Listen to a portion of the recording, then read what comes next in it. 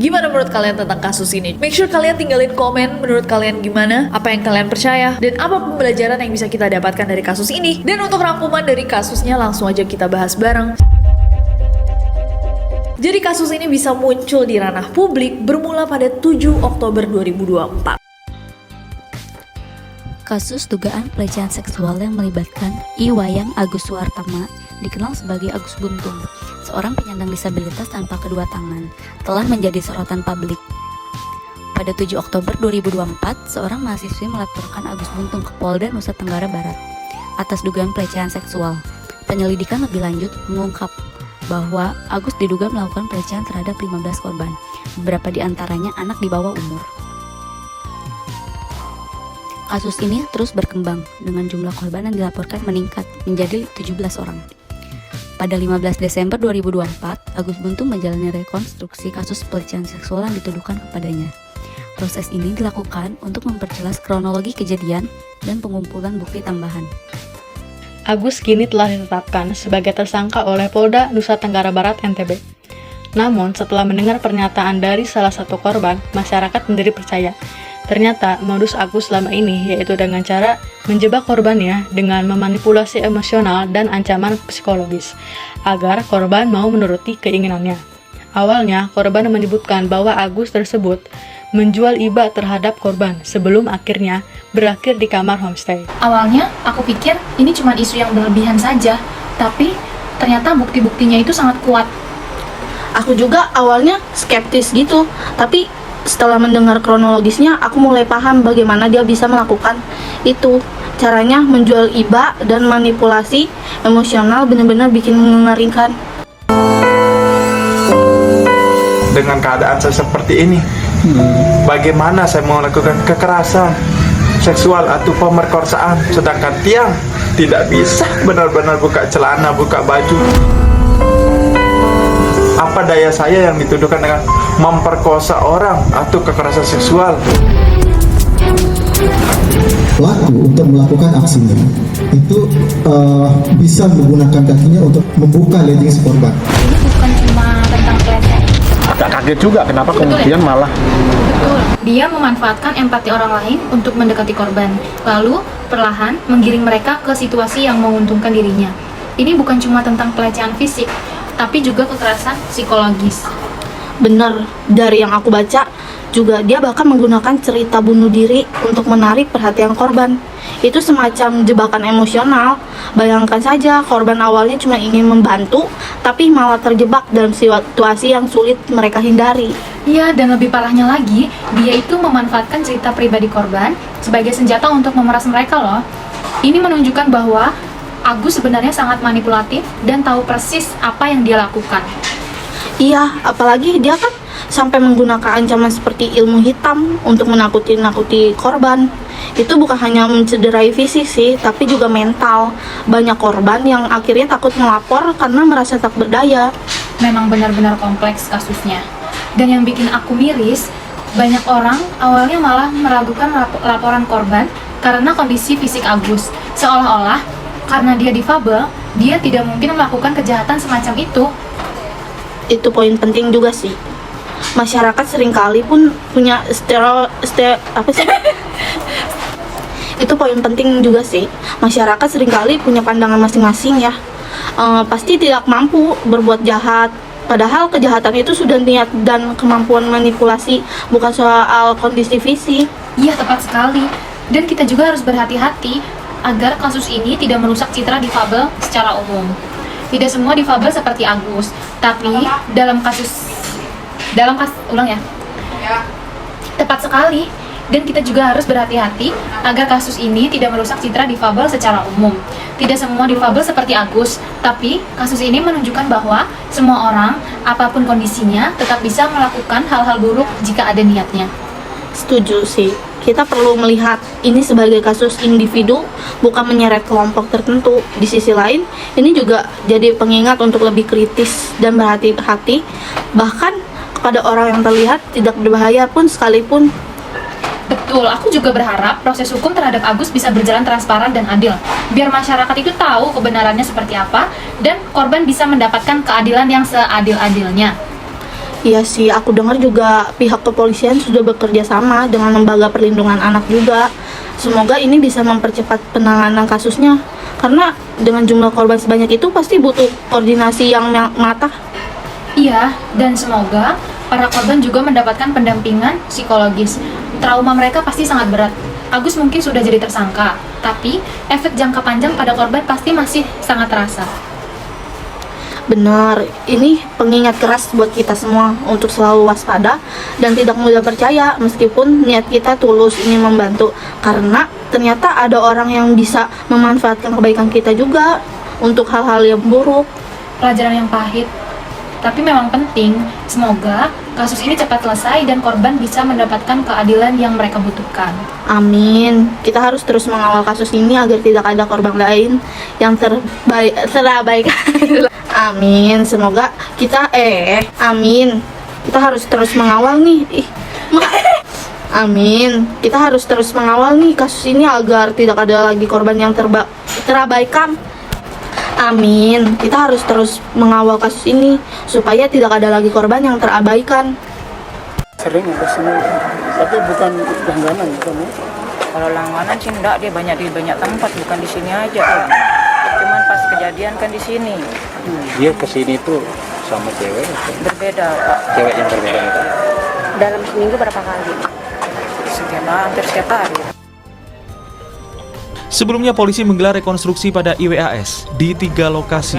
Reka adegan yang semula ada 28 sesuai BAP, namun berkembang menjadi 49 adegan yang diperagakan. Dari 3 lokasi yang kita lakukan di dalam BAP, sebenarnya ada 28 adegan yang tertuang dalam BAP yang kita skenario-kan. Tetapi saat ini berkembang di lapangan itu ada 49 adegan.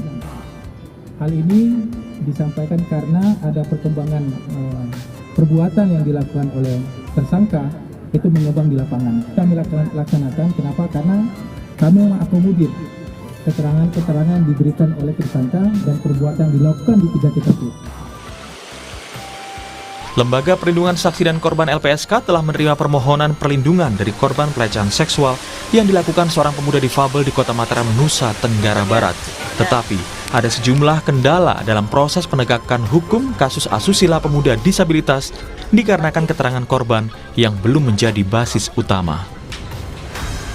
Ada 4 orang korban yang mengajukan permohonan, kemudian 2 orang pendamping karena mendapatkan tekanan psikologis ya, seolah-olah kejadian itu tidak terjadi.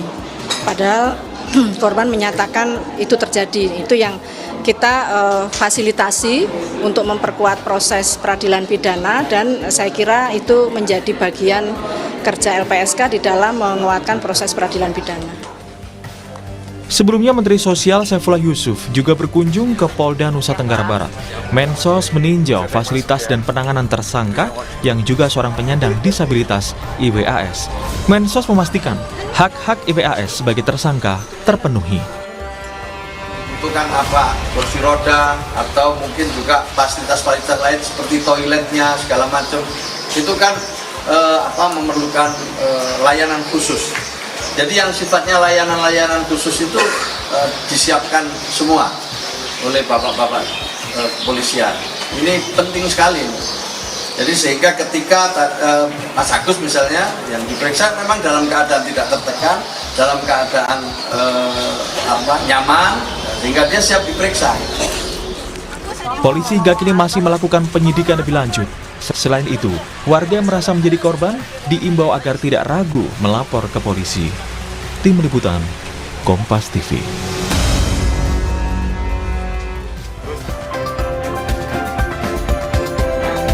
Saudara, kasus pelecehan seksual yang menjerat seorang pria difabel di NTB menuai sorotan publik dan menuai kontroversi. Di tengah keterbatasan fisiknya, tersangka diduga melakukan pelecehan seksual terhadap belasan korban. Bagaimana penanganan perkara yang melibatkan kaum difabel? Apakah tetap sama dalam penegakan hukumnya? Pagi ini kita akan membahas dengan Albert Aris, pakar hukum pidana Universitas Trisakti. Selamat pagi, Mas Albert. Pagi Mas Mario, pagi Pak Jona. Dan juga bersama Jona Amandamani, Komisioner Komisi Nasional Disabilitas. Selamat pagi, Pak Jona. Selamat pagi, Mas Mario. Selamat pagi Bapak-Bapak, terima kasih sudah bergabung di Sapa Indonesia Pagi hari ini. Saya ke Mas Albert Aris, pakar hukum pidana Universitas Trisakti. Mas, ini pastinya ada banyak kasus yang menjerat para difabel selama ini. Namun kasus ini salah satu yang viral, IWAS ini. Bagaimana Anda melihat bahwa ini yang ingin diketahui penanganan perkara untuk para difabel seperti apa? Apakah sama atau berbeda? Ya, baik. Terima kasih Mas Mario. Pertama-tama saya perlu menjelaskan bahwa Indonesia sudah punya Undang-Undang Nomor 8 Tahun 2016 tentang penyandang disabilitas. Dan dalam pasal 35 undang-undang tersebut dikatakan bahwa proses hukum pidana bagi penyandang disabilitas dilaksanakan sesuai dengan ketentuan hukum acara pidana. Dengan kata lain, orang yang menyandang disabilitas tidak serta-merta dapat dibebaskan dari pertanggungjawaban pidana. Kurang lebih seperti itu. Kita mengetahui bahwa penyandang disabilitas adalah setiap orang yang mengalami misalnya keterbatasan fisik, intelektual, mental, atau sensorik dalam jangka waktu yang lama ya. Nah ini kan mungkin akan mengalami hambatan atau kesulitan untuk dia berinteraksi dengan warga negara lainnya gitu ya. Oleh karena itu, tadi seperti saya katakan, memang ada beberapa kewajiban nih Mas Mario yang perlu diperhatikan pemerintah dan aparat penegak hukum. Yang pertama, pemerintah dan pemerintah daerah itu dia wajib menyediakan bantuan hukum ya kepada penyandang disabilitas dalam setiap tingkatan perkara yang ada, gitu. Itu pertama. Ya. Yang kedua, memang sebelum memeriksa penyandang disabilitas, APH atau aparat penegak hukum juga wajib nih meminta pertimbangan dari saran dokter atau tenaga kesehatan lainnya, misalnya mengenai kondisi kesehatan yang bersangkutan, ya, atau dari pekerja sosial mengenai kondisi psikososial yang bersangkutan, gitu ya. Dan yang ketiga, yang terakhir ini Mas Mario, lembaga penegak hukum wajib menyediakan akomodasi yang layak bagi penyandang disabilitas dalam proses peradilan. Oke, nah, berarti Anda mau bilang bahwa tidak ada perbedaan dalam penegakan hukum, tetapi ada kekhususan ya? Iya, betul. Jadi yang kekhususan itu adalah treatmentnya, Mas Mario. Ya, jadi kan kita mengenal dalam bab 3 KUHP saat ini, mulai dari pasal 44 sampai 51, bahwa kondisi penyandang disabilitas itu bukanlah merupakan alasan penghapus pidana, kecuali dalam konteks dia tidak dapat dipertanggungjawabkan karena jiwanya terganggu, Mas. Ya. Jadi kalau, mohon maaf, kalau misalkan fisiknya yang mengalami keterbatasan dan lain sebagainya, itu masih dapat dipertanggungjawabkan secara pidana, tapi tentu kita dalam hal ini tetap mengedepankan praduga tidak bersalah. Demikian Mas Mario. Oke, apakah aturan ini, kekhususan ini diberikan kepada seluruh penyandang disabilitas, ataukah memang khusus untuk jenis-jenis kasus tertentu? Karena ini kan kasus pelecehan seksual, mungkin saja khusus ataupun ada yang berbeda dengan kasus yang lain. Iya, tadi kan saya sudah mengatakan bahwa penyandang disabilitas itu ada berbagai macam ya. Ada yang fisik, ada yang intelektual, ada yang mental, ada yang sensorik. Itu bisa dialami baik secara satu persatu, tunggal, ganda, atau multi dalam jangka waktu lama, which is itu harus ditetapkan oleh tenaga medis, Mas ya. Nah, artinya dalam konteks kasus Mas Agus ini ya, yang sudah ditetapkan sebagai tersangka kalau saya nggak salah ya, oleh penegak hukum dengan pasal 6C Undang-Undang TPKS gitu kan ya. Nah, jadi dalam hal ini memang treatmentnya karena yang bersangkutan merupakan penyandang disabilitas fisik, maka tadi syarat-syarat yang saya jelaskan itu harus terpenuhi. Nah, dalam kesempatan yang berbahagia pagi hari ini, saya mau menyatakan gini, kalau Mas Agus itu diproses menurut Undang-Undang TPKS, saya mau katakan bahwa Undang-Undang TPKS merupakan produk pemerintah yang sangat baik sekali hukum acaranya. Kenapa sangat baik? Karena ini memposisikan diri bagaimana korban itu harus direstorasi. Sehingga dalam konteks hukum acara, dia menjadi hukum acara yang khusus yang menyimpangi KUHP dalam upaya mencari kebenaran material. Bayangkan Mas Mario, satu keterangan saksi atau korban disertai satu alat bukti yang lainnya saja menurut Undang-Undang TPKS cukup untuk membuktikan ketentuan minimum pembuktian serta dengan keyakinan hakim. Oke. Saya ke Pak Jona. Pak Jona ini melihat bahwa penegakan tetap sama, tidak ada perbedaan, tetapi ada kekhususan yang diberikan. Dari pengamatan Anda, apakah memang selama ini sudah berjalan sesuai dengan aturan tersebut atau bagaimana? Baik, terima kasih Mas Mario. Apa yang sudah dijelaskan Mas Albert tadi tertuang dalam peraturan pemerintah nomor 39 tahun 2020 terkait akomodasi yang layak bagi penyandang disabilitas pada proses peradilan. Nah, kontekstual amanat dari kebijakan implementasi tadi, yang sifatnya teknis tadi, yang mengamanatkan akomodasi yang layak adalah bagaimana semua aparat penegak hukum memberikan sebenarnya bukan kekhususan, tetapi karena penyandang disabilitas mengalami hambatan individual dan lingkungan, berarti ada treatment tertentu yang harus diberikan sehingga mereka betul-betul dieliminir hambatannya, ya. Nah, saya berkesempatan memantau kasus ini di tanggal 4, tanggal 5 kemarin di Polda NTB, ya. Dan saya bisa memastikan bahwa akomodasi yang layak dalam konteks kasus ini sudah dipenuhi oleh aparat kepolisian. Oke. Nah, yang penting sebenarnya ingin saya sampaikan, mohon izin Mas Mario. Ya. Seyogianya, tadi sudah disampaikan oleh Mas Albert, penyandang disabilitas adalah manusia pada umumnya. Ya. Artinya apa? Jika dia seorang penyandang disabilitas, berarti juga bisa menjadi pelaku, bisa menjadi korban atau saksi. Ya. Ini perspektif yang harus kita transformasi dan kita edukasi bagi masyarakat. Mungkin itu, Mas Mario. Oke, Pak Jona, berarti Anda mau mengatakan bahwa tidak boleh ada perbedaan dalam arti bahwa semuanya di mata hukum sama, siapa yang berbuat kejahatan harus tetap mendapatkan penegakan hukum.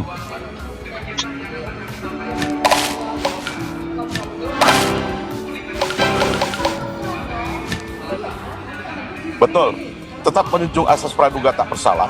Kami yakin dan percaya Kepolisian Republik Indonesia, dalam hal ini Polda NTB, sudah memiliki segala sesuatu yang menyatakan bahwa yang bersangkutan memang firm sebagai tersangka. Artinya apa? Kami akan mengawal kasus ini sesuai tugas fungsi kelembagaan dan memastikan biarlah pengadilan yang akan menentukan bahwa dia bersalah atau tidak. Kita tunggu dan kita pantau bersama. Oke. Saya ke Mas Albert. Mas Albert, kita tunggu bagaimana ini akan dibuktikan dalam penyidikan polisi sendiri dalam KUHP. Apakah memang ini perlu dilakukan secara biasa karena mengingat bahwa ini adalah penyandang disabilitas, tetapi tadi kata Pak Jona bahwa tidak boleh membedakan di depan aturan hukum. Dari tanggapan Anda seperti apa? Iya, pertama untuk proses hukum acara pidana bukan menggunakan KUHP tapi menggunakan KUHAP ya. Nah, dalam proses hukum terhadap penyandang disabilitas, maka tadi sebagaimana disampaikan oleh Pak Jona, ada beberapa treatment tertentu yang perlu diberikan oleh aparat penegak hukum untuk memastikan keterbatasan atau hambatan tersebut tidak terjadi, berarti gitu ya, atau bisa dilaksanakan sedemikian rupa dalam upaya mencari kebenaran materi dalam perkara ini, Mas. Jadi dipastikan APH juga berkoordinasi dengan kementerian lembaga terkait lainnya, misalnya Kementerian Sosial, juga misalkan dengan Komisi Nasional Disabilitas untuk memastikan semua hak-haknya ini terpenuhi gitu ya. Di samping juga nggak boleh lupa yang paling terpenting adalah pemenuhan hak korban.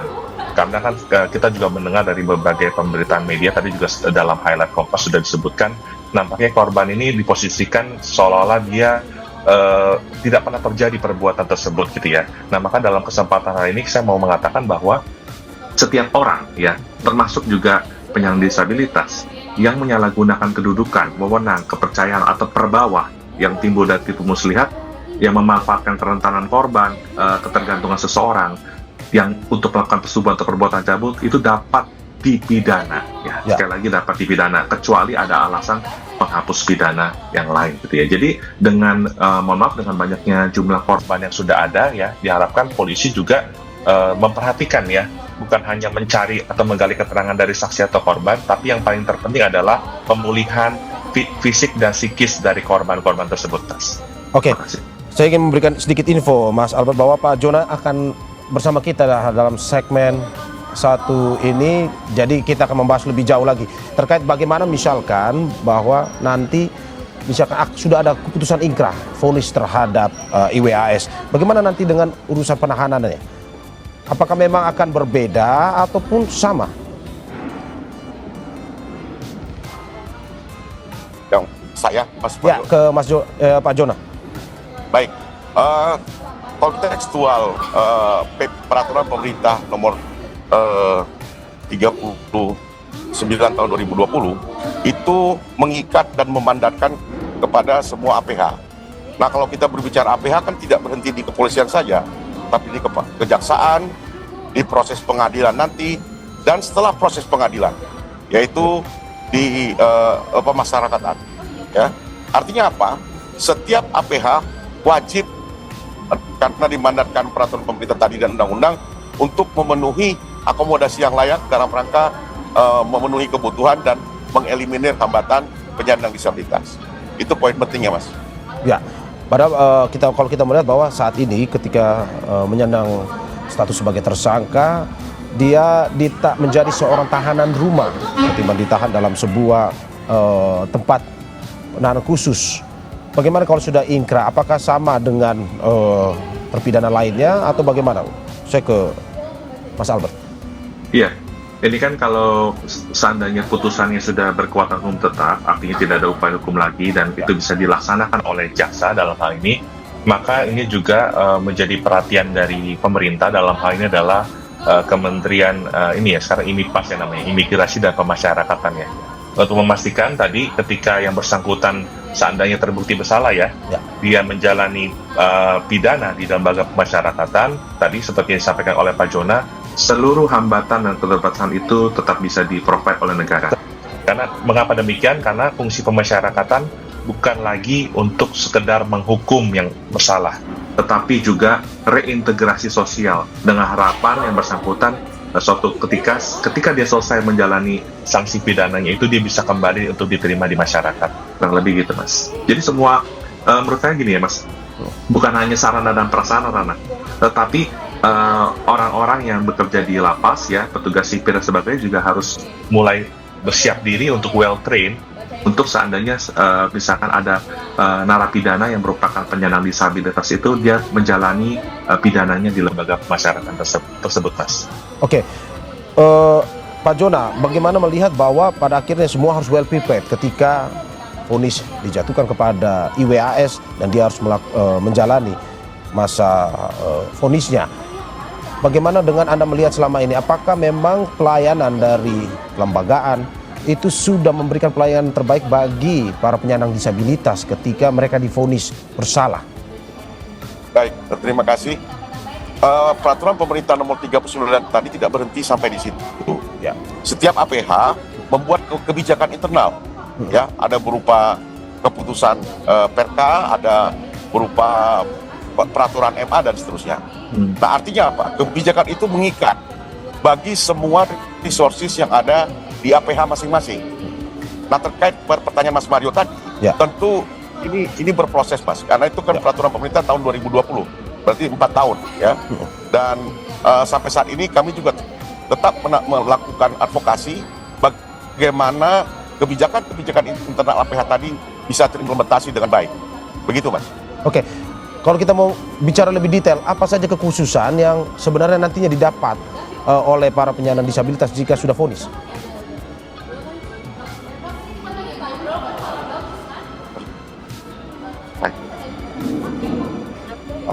Oke, Pak Jona. Siap. Oke, saya ulang pertanyaan saya. Apa yang sebenarnya kekhususan apa yang akan didapat nantinya para penyandang disabilitas ini jika sudah vonis? Kontekstual bahasa kekhususan mungkin kami kurang sepakat ya, karena khusus itu artinya berujung pada eksklusivisme ya. Yang ingin kami sampaikan di sini, kalaupun akomodasi yang layak itu, ya, akomodasi yang layak itu mesti membuat kondisi infrastruktur, sarana prasarana termasuk pelayanan yang dikondisikan sedemikian rupa sesuai dengan kebutuhan yang itu yang kami dorong. Ya. Tadi ada Mas Mario katakan terkait tahanan rumah, ya. Ya, itu artinya apa? Itu kontekstual bagaimana Polda NTB ya berusaha memberikan akomodasi yang layak ya terhadap tersangka. Ini bukan kekhususan, tapi ini bentuk afirmasi. Afirmasi terhadap kelompok rentan. Mungkin Mas Albert bisa menjelaskan itu. Kontekstual kelompok rentan tadi. Itu Mas Mario. Oke. Mas Albert, ini bagian dari afirmasi ternyata bukan kekhususan.